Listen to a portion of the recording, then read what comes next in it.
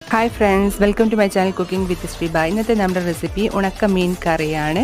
അതിനു വേണ്ട അരപ്പ് തയ്യാറാക്കാം.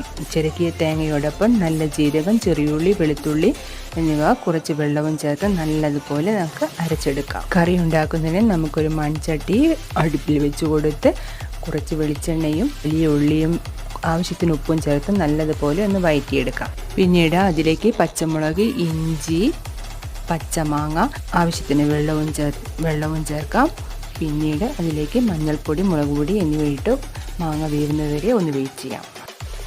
മാങ്ങ നല്ലതുപോലെ വെന്ത് കഴിഞ്ഞാൽ നമ്മൾ മുറിച്ച് വൃത്തിയാക്കി വെച്ചിരിക്കുന്ന ഉണക്കമീൻ ഇട്ട് കൊടുക്കാം. അതിനുശേഷം നമ്മൾ അരച്ച് വെച്ചിരിക്കുന്ന തേങ്ങയും കൂടി ചേർത്ത് നല്ലതുപോലെ പതപ്പിച്ചെടുക്കാം. അതിനുശേഷം കറിവേപ്പിലയും ഇട്ട് കൊടുക്കാം. അവസാനമായി കടുകും പച്ചമുളകും നമുക്ക് വറവിട്ട് കൊടുക്കാം. ഈ വീഡിയോ ഇഷ്ടമായി ലൈക്ക് ചെയ്യണം. എൻ്റെ ചാനൽ ഒന്ന് സബ്സ്ക്രൈബ് ചെയ്യാനും മറക്കല്ലേ. Bye bye. ഇനി അടുത്ത വീഡിയോയിൽ കാണാം.